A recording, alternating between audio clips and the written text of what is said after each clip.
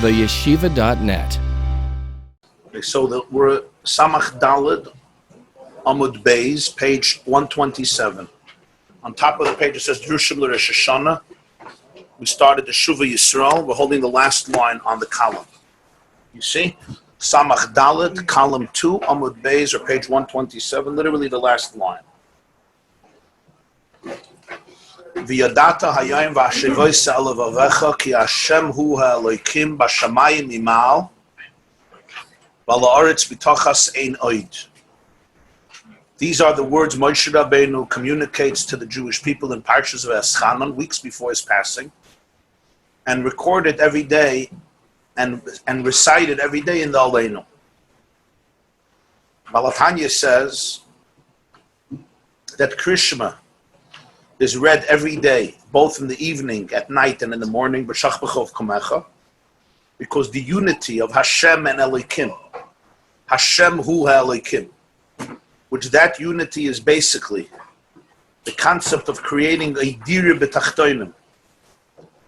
It's the avoid of the Jewish people to make a dira, lo yizbarach b'tachtoinim, a residence for the divine here in the lowest element of reality, to transform the darkness into light. That avoida of Yichud Hashem Hu Elokim, which is done now, and the results of it will be seen and experienced, that avoida needs to be done on two levels, night and morning, which are connected also to heaven and earth. Bashamayim imal is one Yichud, and Val'aretz mitachas. And each one needs to be internalized and experienced, the Ein Oy, the way it's in heaven, and the Ein Oy, the way it's in earth. And that's why you have Kriya Shema at night and by day. In the parentheses, he started to explain the Keil Deus Hashem, the two perceptions, Milmayla Lamata, Milmata Lamayla. And now he continues. The last line of the page, V'hinei Kemoshi Yesh Ba'olam Shemayim V'aretz, just like in the world, there's heaven and earth. And thus we say, V'yadata, Ki Hashem hu Elokim b'shamayim imal, v'la'aretz mitachas, kach yesh b'nefesh ha'adam beis b'chinas elu. The microcosm is always a mirror of the macrocosm. Micro is the human, the small. Macro is the large, the global. The microcosm, the olam, the adam, is an olam katan, is a miniature world. It says in Medrash, Chazal say, the human being is a miniature universe, meaning this is not a small little vart.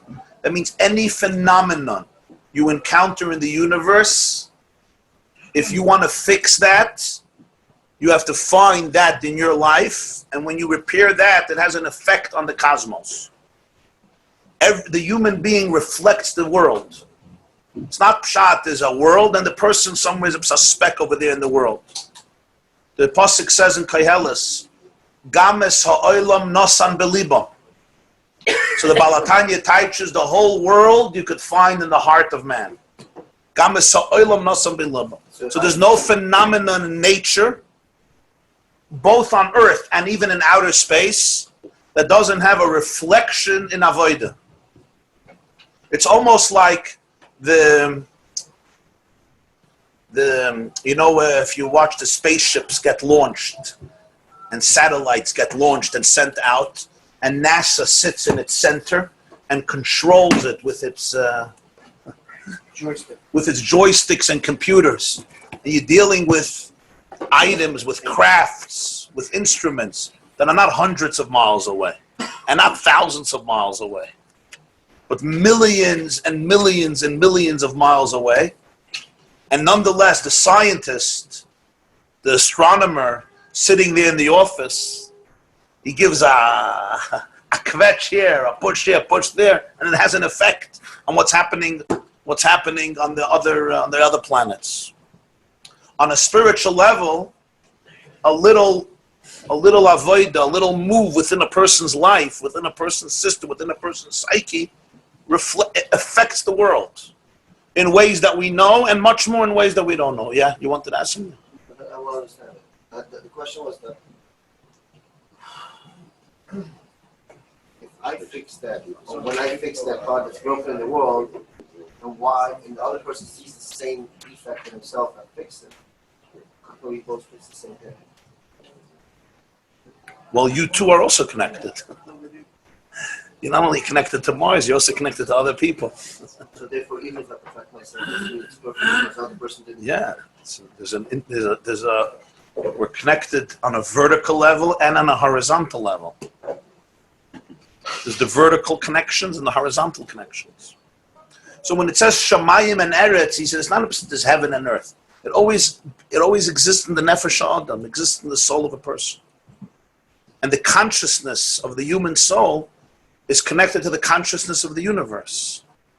And every element, every detail of the universe has its counterpart within the human organism, physically, emotionally, psychologically, spiritually. And therefore there's an interconnectedness. And the emes is that it's al pi seichel this way.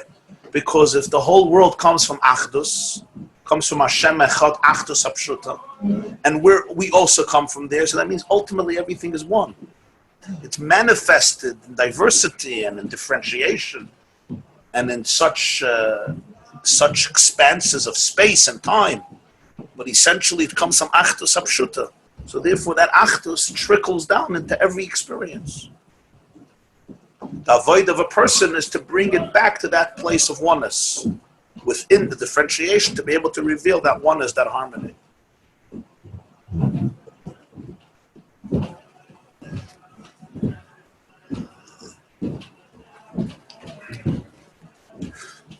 The Baal Tanya writes in Tanya that the Rambam and the Ramban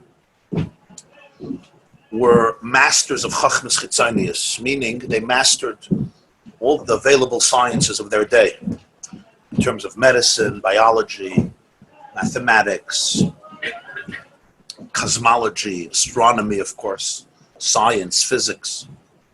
The Baal Tanya says that all of these chachmas are called klipas noiga. Klipas noiga means, we learned a few times, it's a shell, but it's a translucent shell. Translucent means if you have the skill and the wisdom and the perspective, you could pierce through the shell and see the divine there. So he says that's why the Rambam and the Ramban learned it, because in many ways this allows a person to appreciate Yiddishkeit and Torah in a whole different way. Because when you really get it, you see that every nekuda in science, every nekuda in physics, every nekuda in biology, every nekuda in astronomy, every nekuda in cosmology, everything, it's all interconnected to the objective of existence, and it's all a reflection of a divine energy, and it all exists within the human soul, and the human soul ultimately is responsible to bring harmony into the whole world. So we're not isolated creatures in the universe. We take responsibility for the universe. The whole universe is encompassed by us. So when you appreciate the universe, you also appreciate yourself, and that relationship is a very powerful one. Now, this is not simple, it's not simple stuff. It gets very multi-layered and multi-complex, but that's the Nekuda. Where does he write this? In Tanya, in Perik Ches. So, v'hine k'moish yesh ba'olam shamayim ve'aretz, kach yesh b'nefesh adam beis b'chinas elu. In the soul, you also have these two concepts, shamayim and eretz. And therefore, on both levels, shamayim and eretz, you need the yichud of Hashem U'Elokim, and that's why we say Krishma twice a day. Because there's the Krishma of night and there's the Krishma of morning, and it's not the same Krishma. There's the Krishma of Laila, there's the Krishma of Yom. There's the Krishma of heaven, and there's the Krishma of earth. Ki hanefesh klula me'arba b'chinas elu.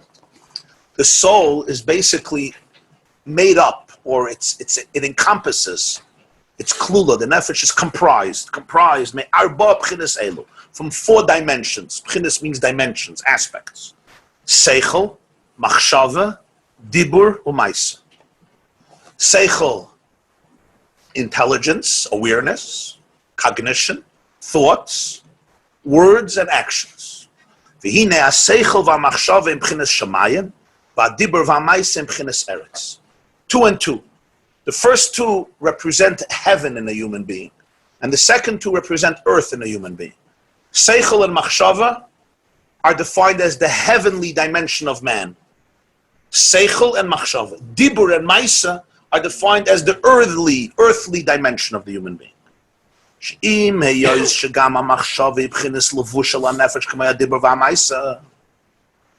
though Machshava is also only a garment to the soul, it's not the soul.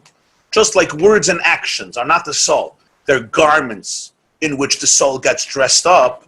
Machshava is also a levush. Machshava is not the nefesh. And here, the following idea is being conveyed. One aspect of the idea that's being conveyed is this. We speak about the nefesh. There's the nefesh and there's the levushei hanefesh. There's the soul and there are the garments of the soul. Let's give a mashal in our own life when we deal with physical garments. Everybody understands you can't compare the guf, the body of a person, to the garments that a person wears. Even though sometimes we mistake ourselves for our clothes and our clothes for ourselves. And for some people, the clothes is far more important than the substance of who they are. But that's a life in which the levushim become more important than the pnimiyos. But that's exactly the point. The point is that you could never compare the garments to the essence. I'm wearing a suit. I could put it on. I can take it off. But when you're wearing a hand, you're wearing a foot, you're wearing a face. I mean, today they have plastic surgery. So you can also take off your nose and put on your nose and reshape your nose and so forth. But that's very painful. And we're not going to discuss the benefits or the detriments at the moment. But the point is, you can't compare a lavush is made to put on. You're not one with it. The guf, you don't just change. And all change is a very painful and difficult process. This is a physical mashal. The same is true in the human makeup on a spiritual level. There's what's called nefesh and levushei hanefesh. Nefesh is what the soul is made up of.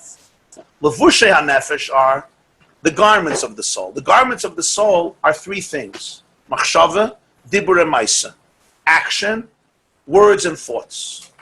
You can't compare your words, for example, to your emotions or to your seichel.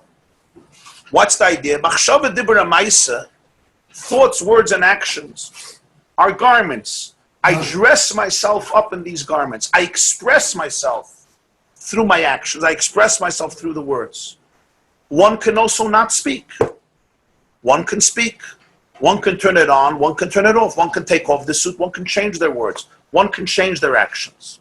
And the change of dibur and maisa is not a change, ostensibly, that is as deep as a change in personality. To tell a person, don't say this, or say this, do this, don't do this. Sometimes you're not in the mood, so it's difficult in that sense. But it's not a surgery in the essential makeup of the person.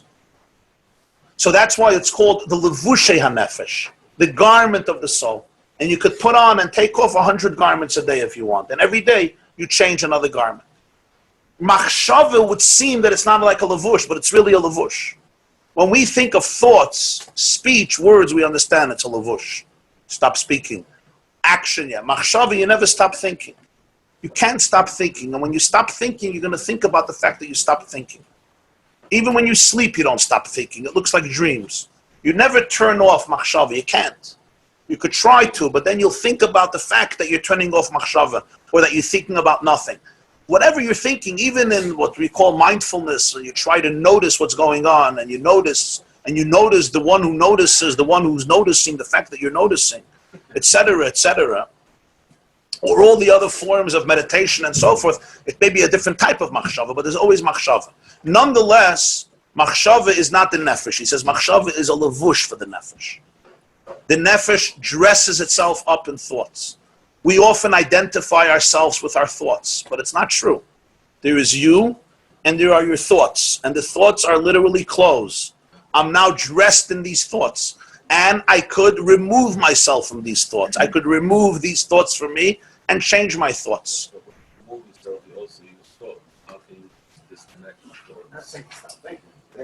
Not disconnect from your thoughts, but remember that the machshavas are a lavush, they're garments. Yeah. Every machshava is a lavush. It's another lavush. I put on this shirt, I take off this shirt, I put on another shirt. learned differently from him before? For example, like Tefillin and Shel Rosh, that the thoughts are there. The real things we can change is how our emotions will respond to us, so that we can control our emotions. But it seemed then that he was taking the thoughts as a given. We always have thoughts are under control. What we can control is how we will emote relative to those. No, but we always have thoughts, but the nature of the thoughts, what I'm going to think about, that could be my choice. I'm always going to think. The question is what I'm going to think about.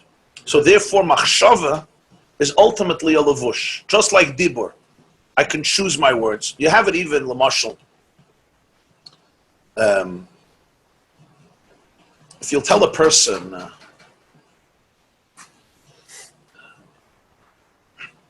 change an internal emotion, or change, I tell somebody, understand this. I want you to understand it. I can't force somebody to understand something. Either you understand it or you don't understand it. An awareness that you have, a seichel that you have, I can't just change. It takes work. It takes internal work. What about dibur maisa? Does that follow a story then? Yeah. Yeah, exactly. Yeah. A levush, however, I could put on and I can take off. So I can change my story. Yeah. Yeah. Yeah.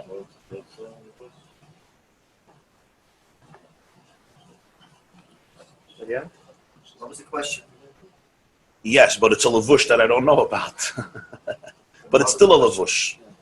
You want to know if unconscious thoughts are also levushim. So I said, yeah, it's just levushim that we don't know about.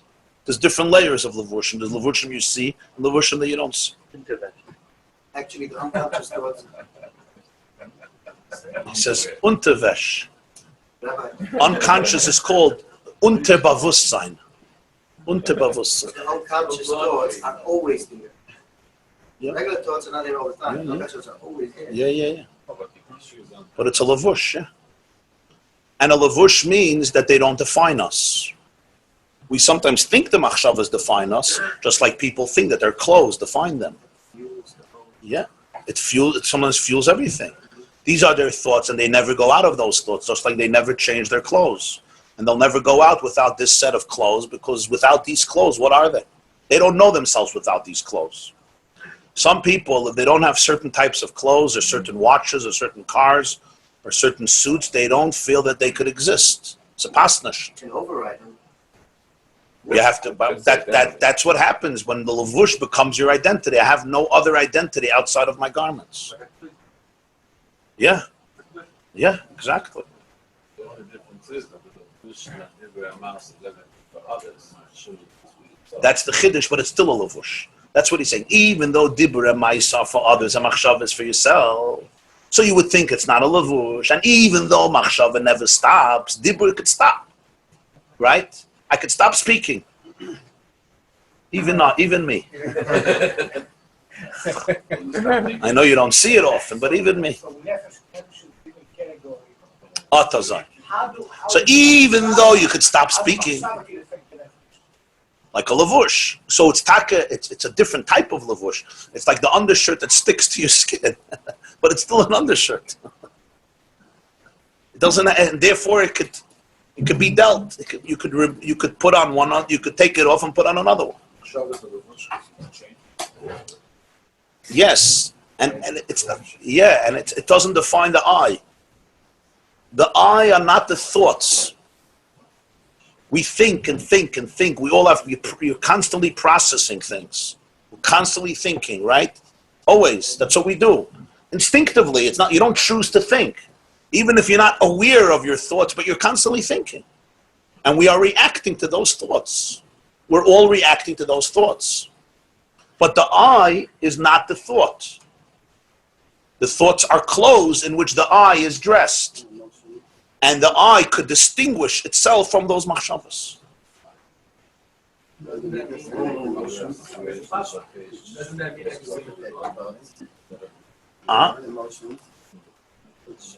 Emotions are manifestations of thoughts. Emotions are the manifestations of thoughts. Right. So there are two I's, the I that you really are and the I that you think you are. Of course, that's the whole point. There's who I am and there's who I think I am. And when I mean by I think I am, I don't mean who I think I am, meaning who I think I am, but the I who my thoughts, who I think I am. Not the I that is reflected through my thoughts. And from 1 minute to the next, it's often different, yeah? Because the real I, you cannot change. And the real I is neither. Not this thought and not that thought. Of course. Avada. Avada. So They say Achelam Amaisa, huh? The real I is the I am, the source.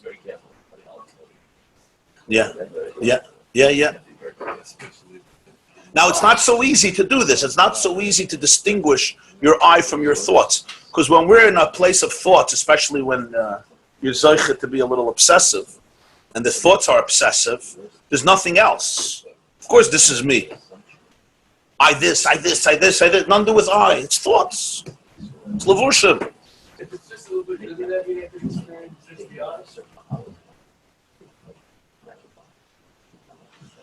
Yeah, but it's easy. yeah, you're right. Yeah. They say a Maisa in Chelem, one of these Chelem stories. There was a Jew from Chelem who was going home, and it was a long train ride, and it was going all night. So he asked the conductor to wake him up at 4 a.m, so he should be able to leave at the next stop.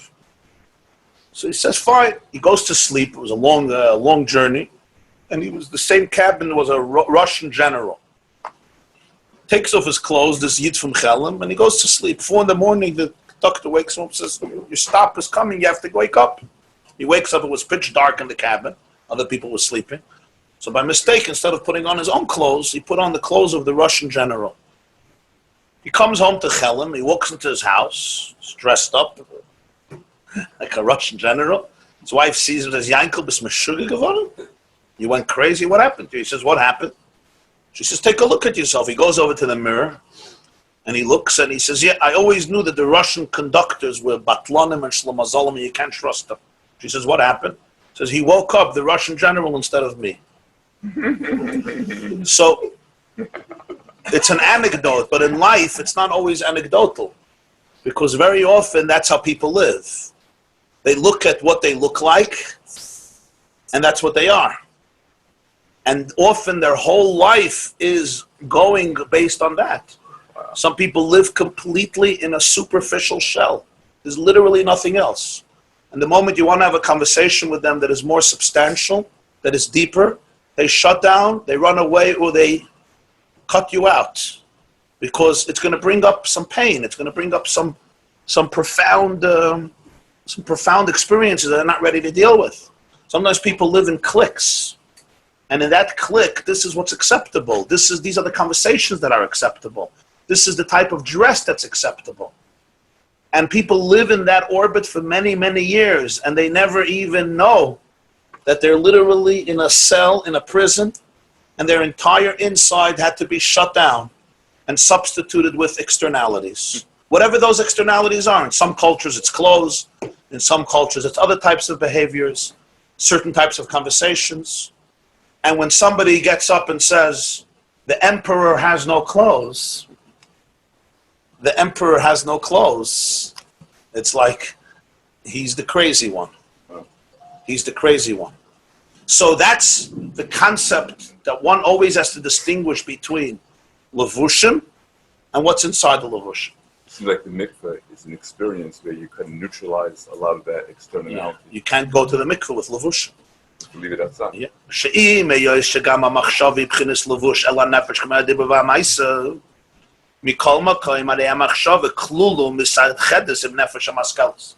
You still can't compare machshav to dibur ha'maisa. Why? Because machshav is a levush, but it's a levush that unites with the soul that understands. V'yi'efsher liyus l'seichel b'li yosis ha'machshav. You can't experience in yourself seichel without some oisis. V'arehu kahadein kam to the levushim in eibeh. It's like the turtle, whose garment is always connected to it. The turtle kam to levushim in eibeh. To levush. The shell covering the turtle is a shell, but it's a shell that grows with the turtle, unlike our levushim, which we add. So in levushim itself, you have a levush hamiyuchad and a levush hanifrit. Machshav is also a lavush, but it's a lavush that never leaves you, which makes it very hard to distinguish yourself from it, because you're always operating through machshava. Life is experienced through thoughts. You can't understand something without using some oises machshava. We think, but we think in language just like we speak in language. Everyone thinks in language because thought is oises. Ideas are not about languages. The idea is the same in China, in France, in Russia, and in America. The music is a universal language. The music that the Japanese man understands or is sensitive to, I can also be sensitive. I don't know Japanese. Why? Because music is not communicated in language. Dibur, I can't understand your conversation if I don't know your language, because there's oisis. Machshava, there's also oisis. This one thinks in Hebrew, this one thinks in Yiddish, this one thinks in English. But everybody thinks in a language. You can't think without a language. Understanding, however, is not a language. Seichel is not a language. Seichel is beyond language. It's an awareness, it's an understanding. But for me to communicate that seichel to myself, I need letters. And for me to communicate it to you, I need words, which are made up of letters. So machshava and dibur are very similar in that both comprised of letters, but you can't compare it, because this is the process to me, and this is the process to you. The way I process myself to myself is through machshava, but it's a processing of the self. It's oisius. That's why it's called a lavush. It's not the eye. Lavush hamiyuchad, he says muchedes. It's like connected to you. Like the turtle, the lavush turtle doesn't say, you know what, I don't like this suit of mine, I'm getting rid of it. We invented, I told you, cosmetic surgery, facial surgery, because we don't like our nose, we don't like our eyes. And this. The other lavush is never Yeah, true. you could stop speaking, you could change, yeah, you could stop That speaking. lavush is never Yeah, true. sometimes a person could be quiet for 7 hours, not say a word. A person told me he went for some retreat for 3 days and nobody says a word. 24 hours, 3 days, nobody says a word. Imagine? That can be frightening for people. Huh? That can be frightening for people. Jews? Jews, yeah. Jews, yeah. Even a few rabbis were there. Yeah. Rabbis didn't talk. You know what that brings up? You know what that does to you? Kamachim Meshuggah, right? It brings up a lot of stuff. We don't realize. We talk and talk and talk and talk and talk. There's a little bit more. Another before you had a mask to write everything what the inner really is. Right. You're wearing that mask. So that's why it's a lavush that I could take off. I could take off. I'm not doing it now. But since Machshava can be taken off, Machshava not. So it's called a miyuchad. so the child's a true lavush. It's not like a Of course it's a true lavush. The lavush that you wear is not a true lavush. Never. You made it. You made that lavush. But that's the point. Because it's a lavush, it doesn't define the eye. The eye doesn't look like the machshava. Reach Machshava, which is true. Yes, but even true machshavas are not the eye. They're machshavas that may be more reflecting of the eye, more reflective of the eye. You can never reach. So, Question? Yeah. When you say that an idea of music is not defined by Language. Yeah. So the seichel, how does a person get in touch with seichel when it's always defined by a thought or a fiction? Very good. You're right. That's why he calls it levush hamachshava klulo misachedes im hanefesh hamaskeles. You're right. We can only process and experience our seichel through oisius. We don't have any other way. So how is an idea when I represent that? But sometimes you have a flash, a picture. Right. So Right. Would be our pictures. So Isaac There's is- books about autistic children, autistic people, right? They experience the world in pictures. It's a very powerful experience. It's without oisius. so an infant It's like a flash of wisdom. That's what really chachma is. So it right away gets into oisius by most of us. Right away. So that epiphany is not a lavush. No. An infant, someone asking an infant is the same, right? An infant, Doesn't speak. right? So an infant still experiences without oisius. But there's still some level of machshava. Yeah. The good artist has also that. Huh? that- Yeah. They also have more than others. Yeah, the flash. So machshava is expressed through oisius in ourselves. Develop. Almost non-existent without words. No. Machshava is made up of letters, which make up words. Thoughts. You'll see. You think. Stop, be quiet, and just look at your thoughts, and you'll see there's a language there. Always. Before there's a language. Before there's a language, then that's pre-levushim. That's pre-levushim. That influence, it creates the Maamer brain because of the pictures. If they start talking right away, it would have been that smart. Right. Right. Just something that to evoke emotions. Yes. Yeah. Right.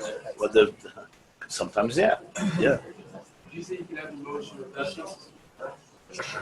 I thought I heard it was that it is saying that thoughts are God, and you have thoughts and therefore you have emotions. Do you think it's also possible to have emotions without like an influence? Yeah. Yes. Yeah. She says, "Masha'enkin hadibur v'hamaisei imchines nefrodim min hanefesh, ve'ein hanefesh mislabeshes be'em tomid ela be'itim shemedaber v'oisa." Dibur ha'maisa are called nifrid from the soul, and the nefesh is not enclosed itself in them perpetually, continuously, only at moments when the person speaks and the person does. But there can also be moments of inaction and silence. And thus it's called a levush, which is nifrid. I could attach it, I could connect it to me, I could get dressed up in these levushim, and also undress myself from these levushim. And that's why generally seichel and machshava we put into the category of shamayim, and dibur maisa we put into the category of aretz.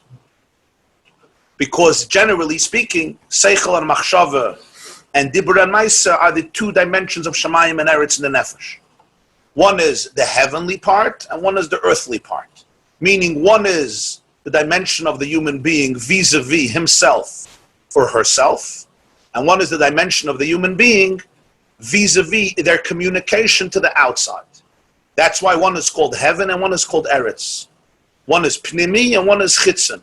One is internal and one is directed towards external. I machshav is also a levush. That's what he said, but it's a levush that's miyuchad with the nefesh. And since it's miyuchad with the nefesh, therefore it's part of the shamayim of the person, not the eretz of the person.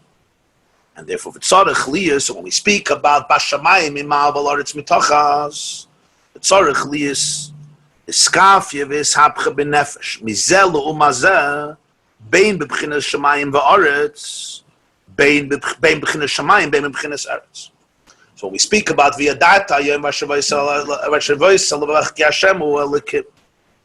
that the person ought to develop their soul mizel u'mazeh from its counterpart, subdue and transform from its opposite, from zelu umazeh. It's both in heaven and in earth, meaning sheyu kol harba b'chinas miyuchadim l'Hashem levada. To be able to unite all the four dimensions, seichel, machshava, dibur, maisa, to the divine alone, da'inu sha'seichel v'hadibur, yum u'mulayim mitayra, da'iraisa mechachma nafkas, v'dibar tabam. Seichel, and of course, machshava and dibur to be filled with Torah. There's the concept of Torah coming from Chachma. Torah is seichel, but it's also the dibar, speaking. And then the second parsha of Krishma, he focuses on Maisa. You should gather your grain, and in Maisa, this is Maisa Hatzdaka. So both in Shamayim and Eretz, in the person, there's how a person deals with their seichel and machshava, and there's how a person refines and works out their dibur and maisa. And it's two different avodas. A person could develop and focus on their actions. They can also refine their words. But then there is the heaven in the person, which is dealing with their thoughts. And that's sometimes a little harder because it's more internalized. So you could say, don't speak like this. Don't speak these words. Don't do such an action. Or do such an action, or speak these words. That's the eretz of the person. And then there's the machshava of the person, which is going into their machshavas, what types of thoughts they have. And then seichel, which is their perspectives, their awareness on themselves or the universe around them or anything else. So in the avoid in each one is that the machshava and the dibur and the maisa and the seichel should be able to experience the Hashem hu elikim. We said before that the Zohar says that Shema Yisroel is a higher unity. Baruch Shem is a lower unit. So he says, Yichud Tata. And when you say Hashem Hu Elikim, it's these two concepts. So he says, Yichud Tata, the lower unity, that's Pchinas Yaakov. That's reflected in Yaakov, because Yaakov is Yud Ekev. Yud is a Yud, and Ekev is the sole of the foot, the bottom of the foot. Yud is Pchinas Chachmo Bittel. The Yud, which is a seminal point on a Kuda, represents the first flash of wisdom in the person called Chachma, which is like a Nakuda. It's a seminal point. But the Yud doesn't remain above. It's communicated all the way down to the feet and to the lowest part of the foot, the Ekev, the Soif. To be able to subdue and transform all the way down to the Ekev through the Yud.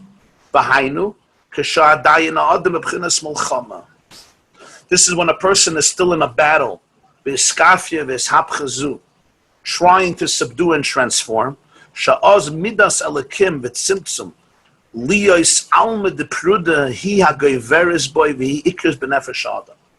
What happens then is the midah of elikim, which is tzimtzum, restriction, creating a fragmented world, is what prevails in him, and it's the primary consciousness in his soul. But he brings in Yud, the Hainu Shiluv Havaya be'elikim, integrating Yud Kevavke in Elikim. Ki Havaya be'chachma Yasader, it's the pasuk says Yud Kevavke is associated with Chachma. Bringing in Yud Kevavke into Elikim, that's called Shiluv Hashem be'elikim, that's Yaakov. Aval Yisroel is Kisarisa im Elikim v'manashim. The one quarreling with Yaakov says, your name is now going to be Yisrael. Why? Ki sarisa im elikim ve'manoshim batucha. Sarisa means, Rashi says, you quarreled and you prevailed. With who? With elikim. Ki sarisa im elikim ve'manoshim batucha. So Pshat it means with Esav's angels. Here he teaches Ki sarisa im elikim, meaning shekvar govar shem havaya al shem elikim. In the inner struggle, the shem elikim has been, the shem havaya has become triumphant over shem elikim. The hainu shiluv shem elikim va'alav dalad nun yud ba'havaya. Not shiluv havaya be'elikim, but shiluv elikim ba'havaya. Not integrating yud kevavke in elikim, but integrating elikim into yud kevavke. V'arehu l'maylam b'chinas elikim hu atzimtzum. He's beyond that. And then he says, Yaakov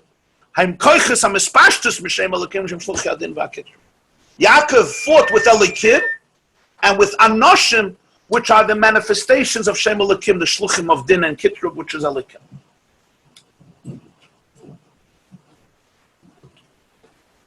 What is Yud Bechinas Chachmo Bittel?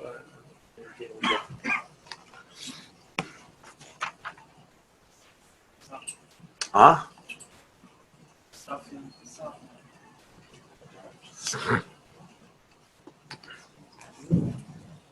He needs a little hasbah. I'll just say one nekuda.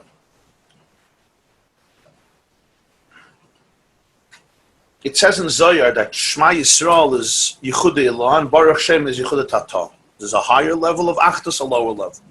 What Achdus are we talking about? V'yadata hayoim v'Shuvah Yisroel ki havaya ki Hashem hu elikim. Hashem is Yud Kei Vavke. That's how it's written.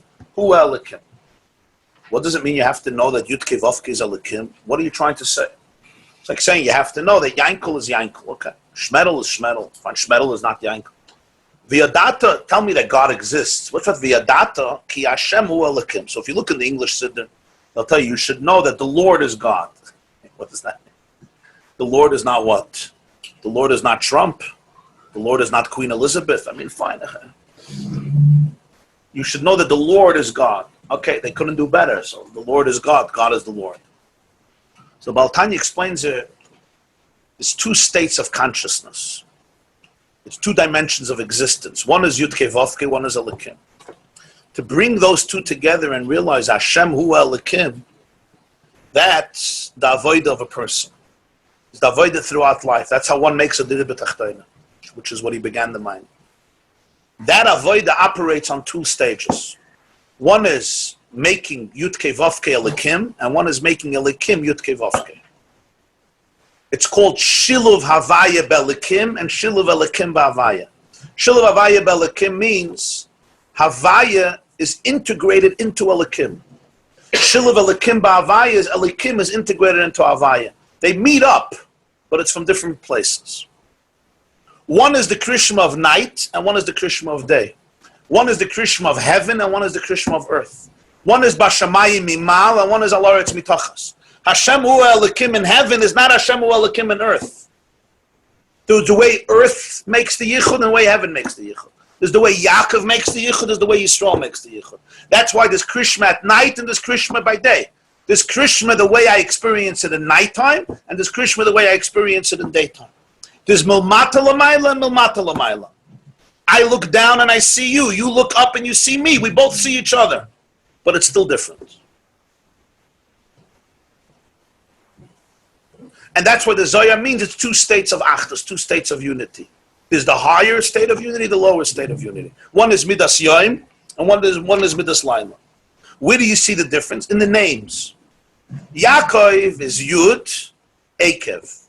The Yud comes into the Akev. The Akev is the lowest part of the organism. Yisrael, the Pasuk says, Ki sarisa im elikim me'manashim batuch. You fought, you quarreled with God and with men, and you prevailed. Rashi says Yisrael is from the word sar.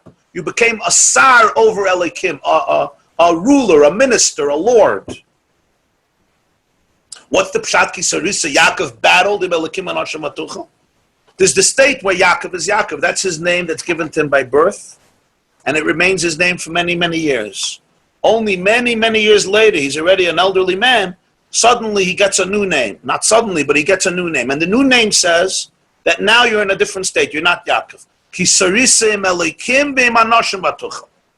You prevailed over Shem Elikim. He says, Govar Shem Hashem Elikim. That's not Shiluv Havaya B'Elikim. It's Shiluv Elikim B'Havaya. It's not... Which is going into which?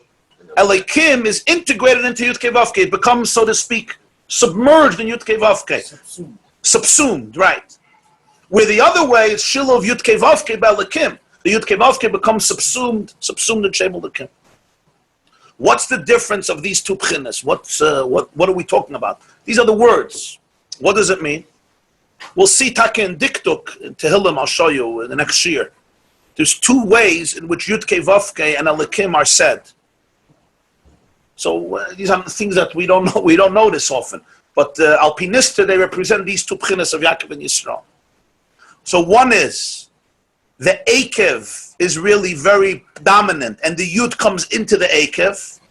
So this is not a regular Akev. It's an inspired heel.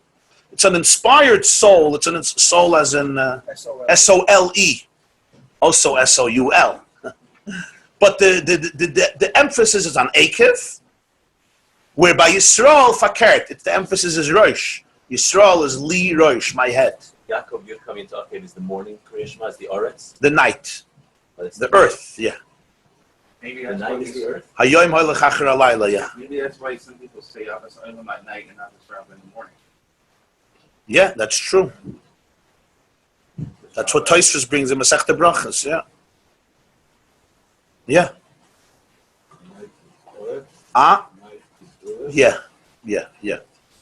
Yeah. Dibur Maisa versus Seichel HaMachshava. Okay, we'll explain them. It's a Hashem. We'll continue. Okay, good morning, everybody. We're up to page 128. On top it says Drushim L'Shabbos Shuvah. And we're up to Siv Beis.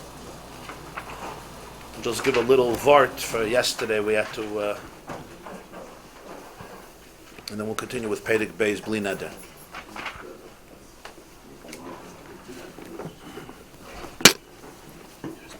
Oh, thank you.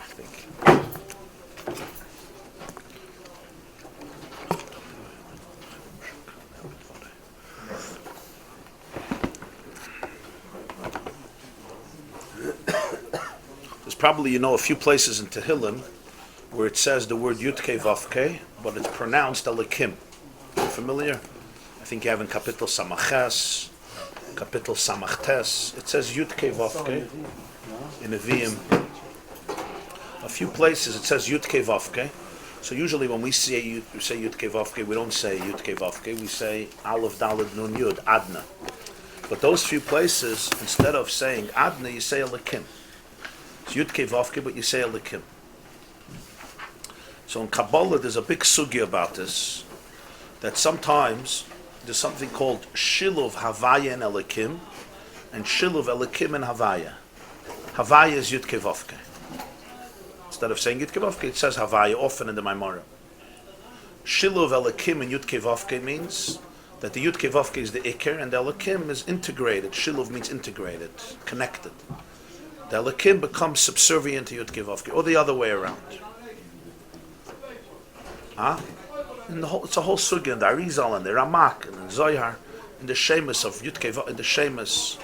I'm not going to get it now to the graphic details of it because it's, but just in the Nekuda that there's two Eifanim, the way it's written, and also the way it's said, and the way it's understood. If Elikim is part of Yud Kei Vav Kei, Yud Kei Vav Kei is part of Elikim. So sometimes they'll say Yud Kei Vav Kei, but you say Elikim, you don't say. So what's the difference? So he explains it, the difference in Zohar between Yichudei Elah and Yichudei Tata, the higher unity and the lower unity. Or the words that we use in this Maamer is also Yaakov and Yisrael. Yud Ekev versus Yisrael, which is Li Rosh. What's the difference?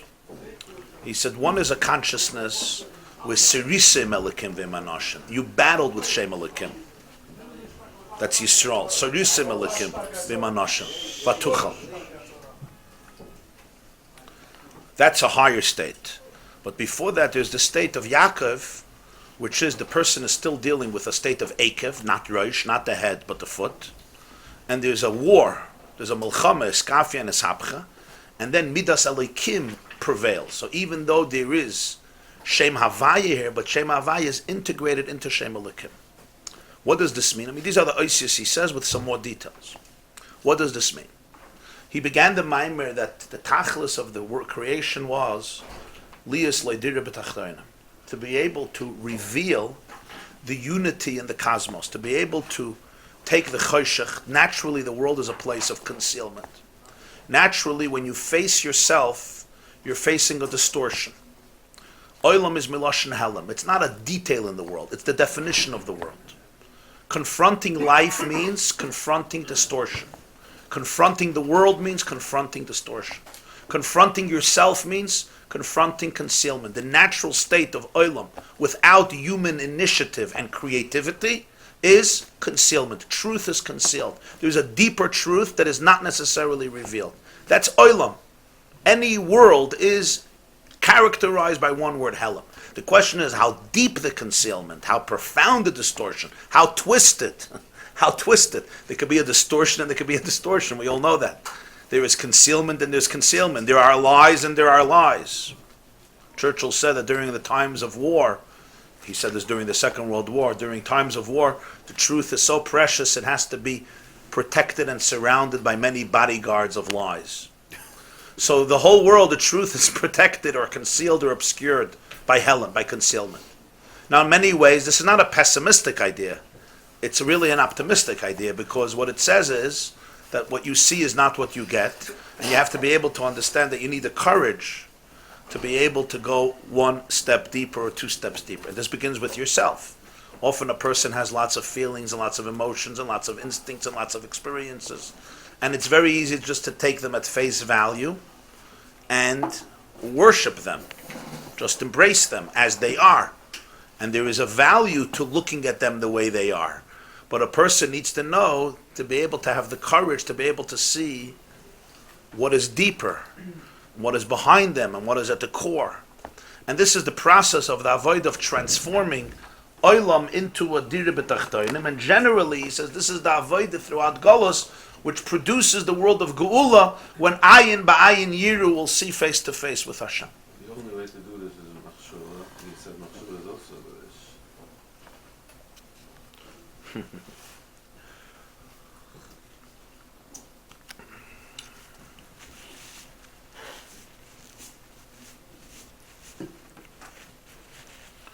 There are parts that are deeper than Machshava. The I is deeper than machshava.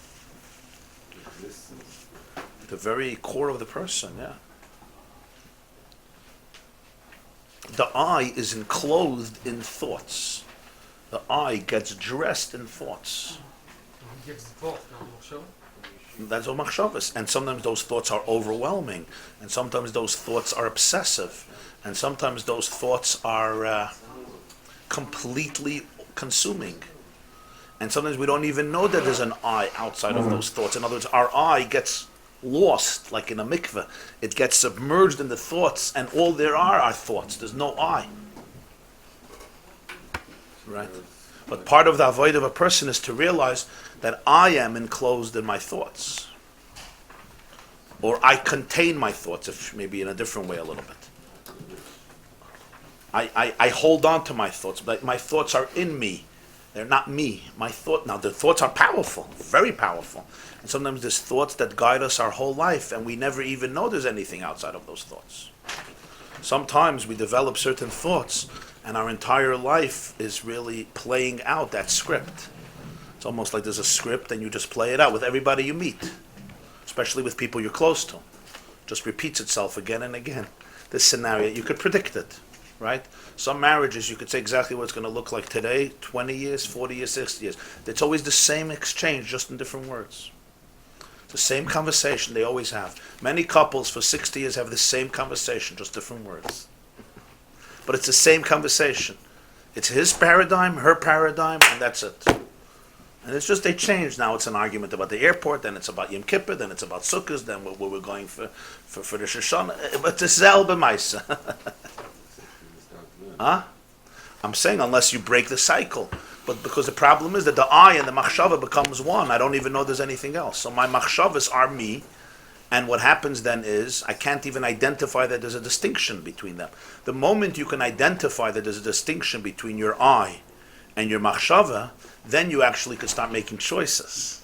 You could shift the machshava. There's an I who is not defined completely by the machshava. It's not easy. It doesn't mean it's easy. But once there's a lavush, I could say, ooh, maybe I could change my shirt. Right? Maybe I could change. They say there was a guy an old anecdote. He jumped off a building, and so they were looking for a note, an explanation. They saw in his office, there was a note, and he says, I'm sick and tired. The same lunch for 50 years. Same tuna sandwich for 50 years. They go to his wife, and they say, for 50 years, you couldn't change? You couldn't change? She said, I don't know, he packed his own lunches every day. Verstehst? Really? You could change lunch? You didn't know you could change your lunch? Right? It's not such a joke. It's many people's stories. You could change lunch. Rabbi said you could change your lunch. Nochem, du weißt? You don't have to do the same thing for breakfast every day. I'm all eggs, I'm all croissants. Where you go for breakfast, it's the same thing every day, I know. Oil.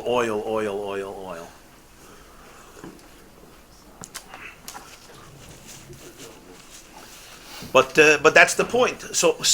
But without that, the I is dipped into the machshava, and there's nothing else. There's only machshava. So, and I say, I'm angry at you. I hate you. That's not true. I don't hate you. I'm not angry at you. My thoughts are saying that I hate you. My thoughts are experiencing a tremendous emotion. I got that. That's true. I'm not denying that. We're not denying it. Fakert. It's an interesting thing also. It becomes a paradox. The more you acknowledge it, the more you can separate from it. The less you acknowledge it, the less you could separate from it, the more it defines you. You understand what I'm saying? This is very important. Huh? What? No, I need an example to understand from Mary.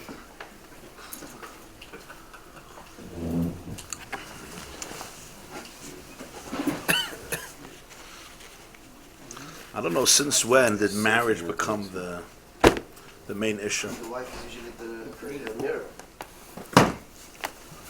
So what I mean is, it's deep, but it's not so deep. It's really experiential, and that is, I'll tell you, somebody's feeling angry, somebody's feeling very negative, whatever the emotion is. So what do we do?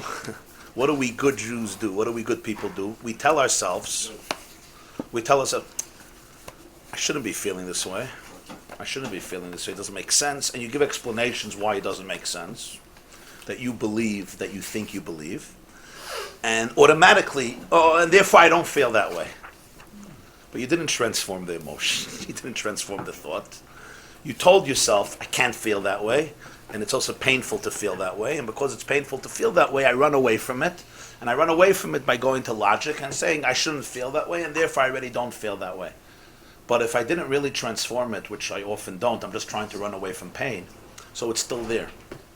And because it's still there, so in a paradoxical way, it becomes much more powerful. Because now that emotion defines my relationship with everybody else. If I'm feeling something towards you, that emotion becomes a reflection of who you are. But if I have the courage to say, I'm really feeling this way. I shouldn't be feeling this way, maybe, but I'm feeling this way. And I own it, and it's very painful. It's very not geschmack. But I really feel this way. Then, in a very interesting way, it doesn't trap you anymore. The more you feel it, the less it traps you. The more you deny it, the more it traps you. The more you feel it, you give it its place. Okay, you have a place. And it's painful, yeah. I have all these thoughts. And you know what? I want you to die, and I want you to jump off the Brooklyn Bridge, and after that the Williamsburg Bridge, and then go to the George Washington and tap in Z for Stimas HaKoilo. All these things. I don't have these emotions. But I do. So what happens? These emotions, not only do they define me, they trap me. Because they're really the way I experience you. However, if I can acknowledge it, and look at it and contain it and say, this is a place in me. It has its place and it's painful. But it's not me. It's not I. It's a lavush. Why is the logic telling you that it's a bad? Because we try to avoid pain. But why is it bad? Because anything that hurts, we try to run away from. If you could really transform the thought, pajalosta. It's a lot of avoida. But cold logic usually won't do it because it's deep stuff. Mathematics won't do it. I'll give an example. I cannot stand talking in the shul. He's an edel mishalem. It makes me upset every day. Yes. So I spoke to somebody about it. It's only background music, Touching in the nose. You tolerate it. Why? I can't stand it. And I don't understand by acknowledging that I cannot stand it, but I distance from myself from it. I just get more upset. I don't want to daven there.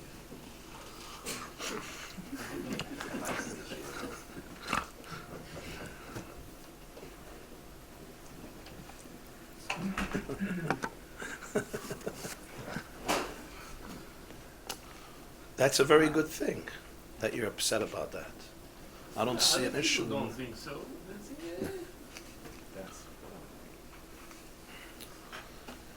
The fact that you're upset that there's talking by davening, I think, is a worthwhile upsetness. It just makes me outcast from that crowd.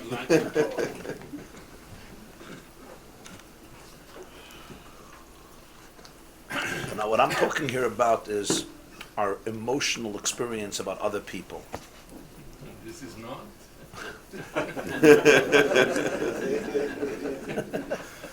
You mean you hate the people who speak by davening? That's a whole different emotion. Not the people.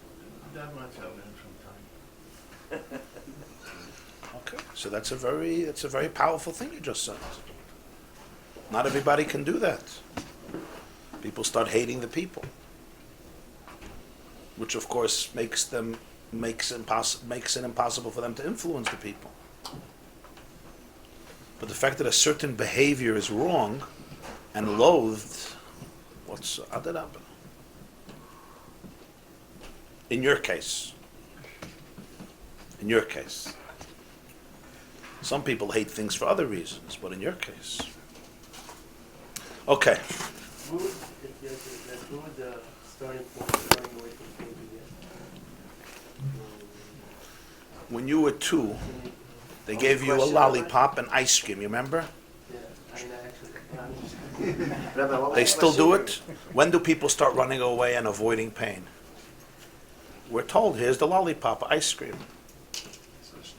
Sei still. So you learn that you have to quiet it. And we do a lot of things to avoid it. We do a lot of things to avoid pain. And one of them is to make believe it doesn't exist. But why are they doing it? What's the gecko? Because it's That's painful just to to come watch pain, it's painful to experience pain, it's painful to be in pain. The best is to eliminate it, to deny it, and if you can't, just cover it up. Where do we forget? Where do we forget that dealing with it helps? Where did that? Ich weiß nicht. Easier to say yes than say no and have an argument. That So too. it's laziness. That's what you mean? Although sometimes it's logical to do that too. I just have to tell you. I don't know, wouldn't you call the word laziness? I think it's a very deep, that itself is a deep emotion in a person. The emotion to be comfortable, to make things nice, to make things smooth. We want things to be comfortable. That also is a deep thought. That's also a deep emotion. But if we understand logically that if I dealt with it, I'll have a peaceful life for a very long time. You're right. So it's not. So it's when wanting that comfort this second, then putting in the work and living a peaceful life. Yeah.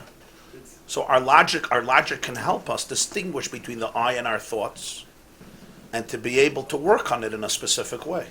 That's the point. Rabbi Isaac, verstehst? Did I answer your question? Okay. Now, in this yichud of Hashem and Elikim, what's the yichud of Hashem Elikim? Elikim is the source of darkness, concealment, midas hatzimtzum. Yudke Vavke is the source of his galos. The yichud, the synthesis of Yudke Vavke and Elikim is Vashevoisa levavecha ki Hashem hu Elikim. What's pshat ki Hashem hu Elikim? In the oasis of this Maamer, that the yesh and the ayin are really one. The yesh is the reality that I observe. Yesh doesn't necessarily mean ego. Yesh just means the something, the reality that I observe. It could be ego. It could be horrible negative energy. It could be despair. It could be yush. It could be depression. It could be laziness.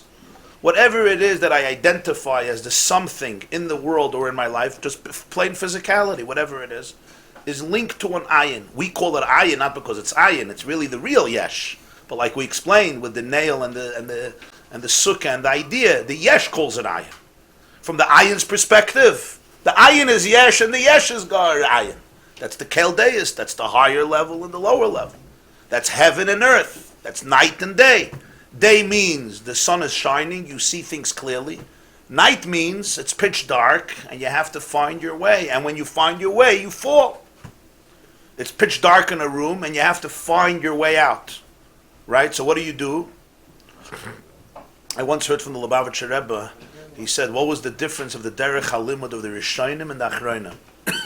So he said, you have a person who's in a room and it's pitch dark. Pitch dark doesn't mean there's a little candle somewhere or there's a little light somewhere on the street. Pitch dark means Hurricane Irma, in those places where it's all out, nothing, and it's dark at night, and there's a rain, and it's thundering, and there's no lightning, and it's pitch. If you're ever maybe in the Catskills with a blackout in the forest, you know what it is. Here in the city, even in Muncie, it's very hard to have that real darkness. The old Muncie, yeah, but not the new Muncie. Everybody's generators. Huh? Everybody's Generators, and there's a shul here, and there's a guy here, and there's people walking in the middle of the night.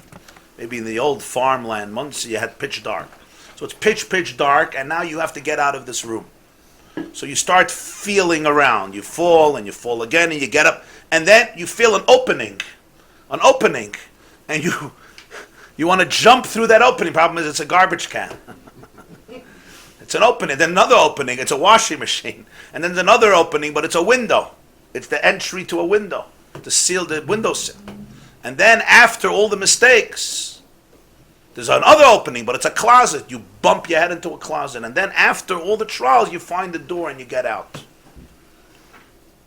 And then sometimes in the middle, somebody just turns on the light. And somebody turns on the light and it's all there. So he says, the Rishonim, they wrote so bekitzer because the whole sugya is given lichtig. It's even hard for us to understand what that means. It was complete bright. They understood the oimek hayisoid of every sugya very clearly. There were some questions and contradictions, so they bavorin did avart here, avart there, very short, very brief. The Rambam sometimes in his letters that he answers, 4, 5, 6 lines, v'ama Moshe he signs, v'heshiv Moshe, etc. By the Achronim, on the contrary, you start with a question, and then you refute, and you fall, so you come back, so you say it can't be this, or it has to be this, it can't be this, it has to be this, until you see the door. So the same word with Bavli and Shalmei, I think that's. Al derech, within the Tanoim themselves, it's brought that the Yerushalmi and the Bavli was, the Gemara says in Sanhedrin, b'machshakim ha'shivani, zet Talmud shel Bavel, that Talmud Bavel, the Gabi Yerushalmi, has this nakud as well. Al derech, yeah. You see by him a lot, yeah. No, the difference between Bavli and Shalmei brachas. See them in the Shoina? Mizbareches mishtameres, yeah. Moed de kavart. So this is a mashal for this inyan. By night it's dark, by day it's light. When you're in the perspective of the ayin, it's a lichtik. You see lechatchila the world with lichtik ayin. It's a different life. They say about the Reb Zusha of Anapoli that he had a hard life. He was very poor, and he had a lot of yisurim. Rebbe Reb Zusha. And a Yid once came to him from the Maggid. The Maggid said, and he stayed by him. Reb Zusha didn't ask him why he's there. He stayed. After a few days, Reb Zusha says, "What brings you here to town?" So he says, "Your Rebbe sent me to you." He says, "To me, was epis?" So I went into the Maggid, and I said, "I have a miserable life. So many bad things happen to me. I don't know how I could be besimcha, how I can go on. There's so many struggles and challenges." So the Maggid says, "For this, you have to go to my Talmud, Reb Zusha of Anapoli, stay by him for a few weeks, and you'll see." So Reb Zusha tells him, "You must have misunderstood my Rebbe." He says, "Why?" He says, "I don't think he sent you to me." He said, "Why not?" He said, "I never had a bad day in my life." I never had a bad day. I never had yeah. Why? Because for him the definition of life was dveikus with Hashem. So why he never had a bad day in his life? Different ways he had dveikus, but he never had a bad day in his life. There was nothing. In other words, the yesh is a din in the ayin. That's midas yoim. Midas laila is the ayin is a din in the yesh. But the paradigm is yesh, and therefore there's a struggle. That's the state of Yaakov versus the state of Yisrael. So Yaakov also brings in the Yud, the Shem Havaya, but it's into the Ekev. Yisrael is Kisarisem Elikim. He triumphed over the Shem HaTzimtzum.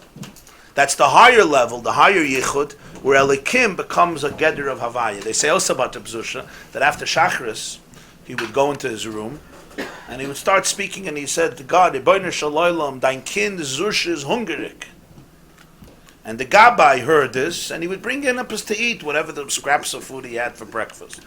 After some time, the Gabbai got upset. He said, "You know what? Let him ask me for the food." He asks God for the food. I bring him.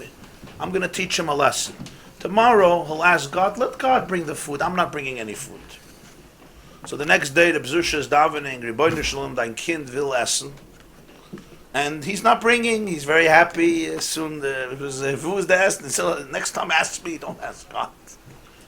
As he's doing this, a person knocks on the door, and he says, "I made a pidyon aben this morning. The suda finished, so very small. I have huge amounts of food, so I want to bring it in. I want to bring in the b'zusha for him, his family. He could distribute it to the poor. So he brings in all the food." So the Gabbai said he realized that I'm not giving him the food. I have the schus to be the shliach to bring him the food. Now, a regular person, you're going to stand here today after Shachris and say, Ribono Shel Olam, ich bin hungrig. So maybe tak in 18 for shay, it works. At some point, somebody's going to start bringing in the food. But very often, you're going to say, ich will essen. I don't know if Maamer a pidyon aben guy is going to stop and give you food.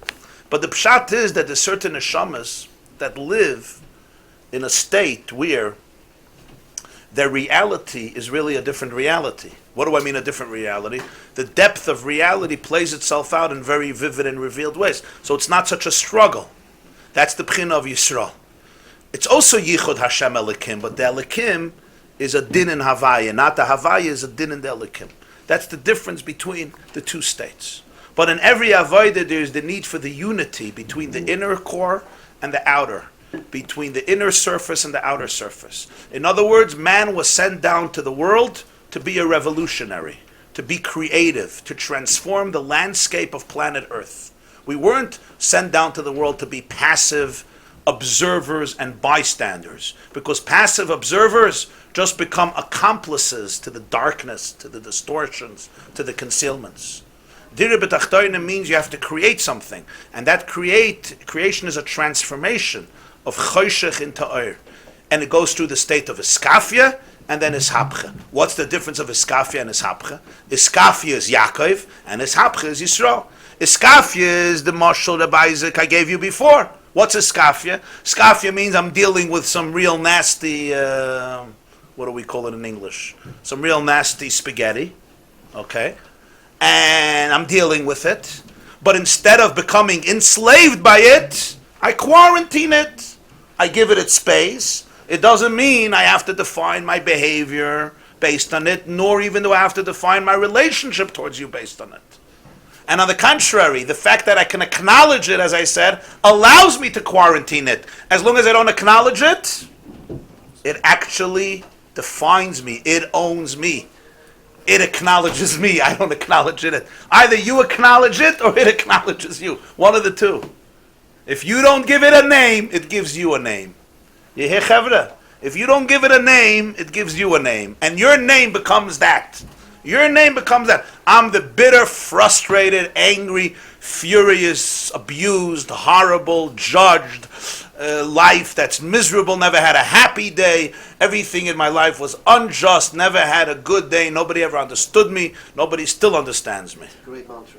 You like? It's a great mantra. Put it on your car. But remember, b'shem Maamer, b'shem Maamer. Mevi gula lo'olam, mevi gula lo'olam. You could do the WhatsApps. It could be one of the WhatsApps. What you should believe about yourself.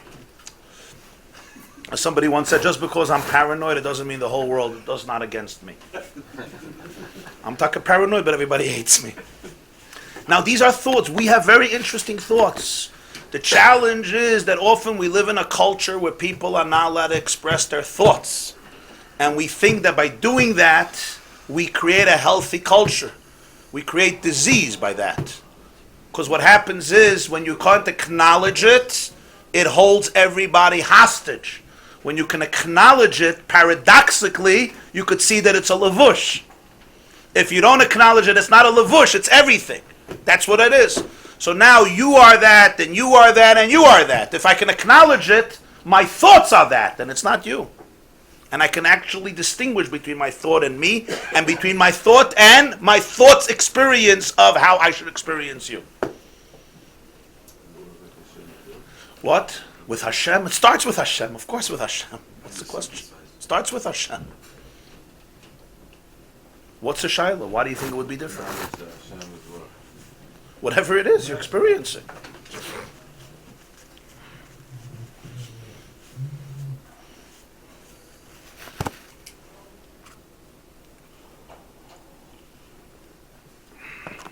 Problem is, if I say I hate you, now it's what do you mean you hate me? Who you? You're a therapist.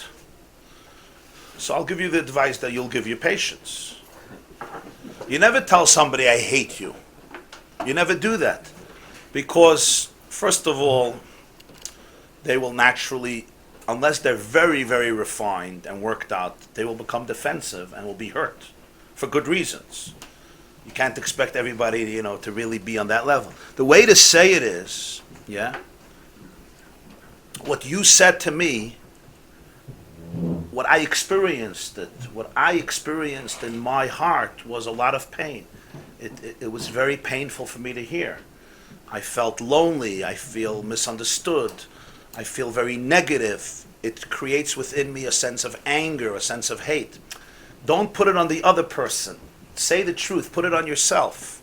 Not blame yourself, but identify what it really is. I hate you is not emes. It looks like it's emes. My thought is telling me that I have to hate you to avoid my pain. That's the truth. My thoughts, I'm trying to avoid the pain that I'm experiencing in this relationship. Why I'm experiencing that pain? That's not for right now. Kol chad from shura delay. My thoughts want to help me avoid that. How? Oh, I hate this person. Drop dead. They're the worst of the... Why did I even have a relationship? I wish I would have never met this person. I'm a chayyeh, boom, dead, cut them. I don't need them. I'm not interested in them. Sure. Right? You understand? When I say I hate you, I'm not saying the emes. I know I think I'm saying the emes, but I'm not really saying the emes. I hate you. Do I even know who I am? And do I even know who you are? I hate you means there's an I, there's a you. I never learned who I am. I never learned who you are. I'm bichlal in a spin of thoughts for the last 43 years. I know who I am. Somebody ever told? How many years? 44.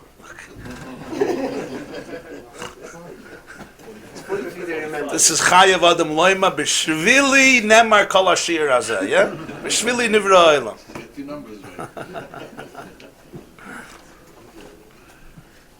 But you understand what I'm saying? So when I say I hate you, I know you. I even had a chance to know you. The whole you is experienced by me through my convoluted thoughts that define I in a particular way. So a much more honest thing is, when I hear these words, they trigger very, very intense thoughts that feel a lot of hate. That's true. And if you have an honest friend, you could speak that way. If you don't have an honest friend, you can't speak that way. That's true. You can't even say that. But when we create a culture where people can't talk about these things, what happens? It doesn't go away. It just defines us much more. Defines us much more. By acknowledging this, you don't become dirty. You become clean. You understand what I'm saying? By acknowledging this, you don't become filthy. You become clean. Because you can distinguish between the you and this. That's the moededik idea that he's mechadish, that machshav is a levush. Moededik azach. Even machshav is, not only dibur emais, even machshav is a levush. How do you synthesize what? So there's iskafia and there's ishapch. Iskafia is stage one. Iskafia means there's nasty stuff going on. And I have to be koifa. Koifa literally means I have to subdue, I have to bend, I have to... The Gemara has a machlekes in Rosh Hashanah. Do we use on Rosh Hashanah a shofar kafuf or a shofar pashat? A bent shofar, a curved shofar, a straight shofar? Machlekes, Rosh Hashanah dav chavav and Mishnah. And the Gemara says, what's svaras ha-machlekes? What's svaras ha-machlekes? So here you see right away that every svara in Gemara, it's a shtama svara. The Gemara says, Mar Savar, on Rosh Hashanah, call the kayef inish daite tvei maili. The more you bend your das, better. The other shit that says Rosh Hashanah, the more you straighten out your das, better. What does this mean? So al pi pshat, it means, some say, by davening you should bend your head or keep your head straight. But the Balatanya explains elsewhere, and we learned it also at the end of the previous Maamer, that it's two states of perception. And in one of the Maamorim it says that it's Yichudei Elah and Yichudei Tata. The higher level of unity is Poshet Daite, and the lower level of unity is Koifa Daite. You have to bend. You have to bend your posture. You have to curve your perception. It's not straight. It's not straight. There's a struggle here. Why is there a struggle? Because my perception is screaming Choshech and Helen. And I have to be able to bend it, to challenge it, to curve it. But isn't both Iskafia and Ishapcha, aren't both of them still part of the lower shield of Havaya into Elohim? Oh, so when there is real transformation, that is where Yisrael comes in. When there is transformation means that it's not anymore a milchama. It's kisarisim elikim. It's not anymore yodoy chezes ba'akev esav. The yud is desperately holding onto the heel and trying to deal with the akev. Kisarisim elikim. You prevailed. That's what happened that night. Vatuchel. Now your name goes from Yaakov to Yisrael. So Iskafia or Ishapcha starts as a shield on the lower level and sort of your gateway. Exactly, and that's the next. Yeah. Once there's Iskafia, there could be Ishapcha. There's never Ishapcha without Iskafia. If there's a sapcha without a skafia, it's a joke. It's like saying, oh, I don't have any emotion, and I dealt with it already. I'm done. We tell ourselves, oh, I shouldn't be feeling that way, and therefore I don't feel that way. You're not dealing. What you did was you covered it up. You covered it up, and that's it. You didn't deal with it. Now, deal with it doesn't mean that I have to walk around the streets and scream. The mantra that I said before about myself, that I'm this and I'm this and I'm this. But dealing with it means that in an appropriate context, especially with a person that I can trust, or whatever the model is, I should be able to define what is going on, especially in relationships. And with Hashem, the same thing. With Hashem, the same thing.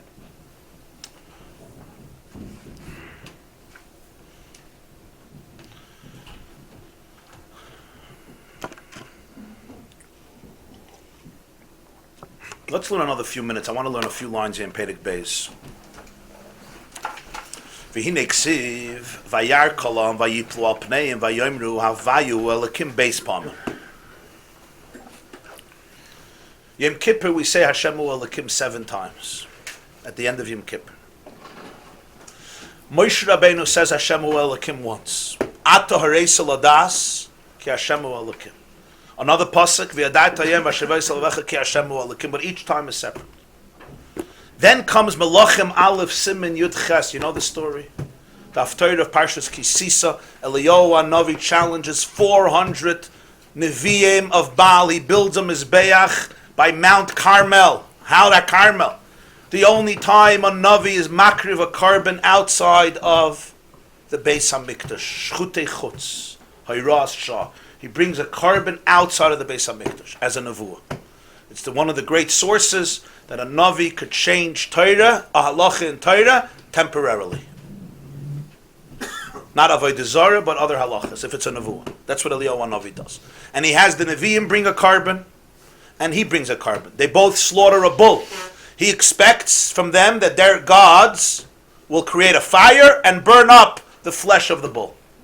And they try, and they try, and they try, and Eliyahu HaNavi says, maybe your God is sleeping, maybe he's in the bathroom, maybe you have to wake him up, maybe you have to tickle him. The nation is following Avodah Zarah. And then Eliyahu HaNavi's carbon is consumed by a heavenly flame. Vayar kolam vayipna pneim vayoimru Hashemu Elokim, Hashemu Yudkei Vavkei, Havayu Elokim twice. And the side of this Maamer is going to distinguish between Moshe's Hashemu Elokim and this Hashemu Elokim. By Moshe it's once, and here it's twice. Why twice? They could have said, Havayu Elokim. Now we repeat things because we like repeating things, and that's why we repeat things, because we like repeating things. And I rest my case. Say that again? I don't repeat myself, sorry. But in Tanakh, it doesn't work that way. You don't stam hakar, okay, another Hashemu Elokim. I was by Kriyas HaTorah some weeks ago, so the Balkaida didn't know the trop. Not here, it was in another shul, so he was just doing every trop, that whatever in his memory, So somebody gives a scream, Macha Pozer! Why not put in a Pozer? Hakarain, right? Repeat this, Hashemu Elokim once more. Vayar kolam vayemru Hashemu Elokim. What's the double? So you could say it's psachizuk, you want to make it stronger, but we're going to see that this second Hashemu Elokim characterizes the unique experience of what Shuvah means. And therefore it's a new Hashemu Elokim that's not included in the first Hashemu Elokim of Moshe Rabbeinu. Now here there's a long ulahav, the parentheses, with the Maamer Mekayim Karaga from the Tzemach Tzedek. It says ulahav in lama kaflei beis pamim. To understand what's the kaifel. You said before that the tachlis of life is Hashemu Elokim, but what's the beis pamim? What's the redundancy? What's the kaifel of Hashemu Elokim? That's going to be explored weiter in the Maamer.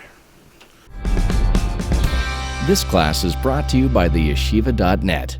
Please help us continue the classes. Make even a small contribution at www.theyeshiva.net/donate.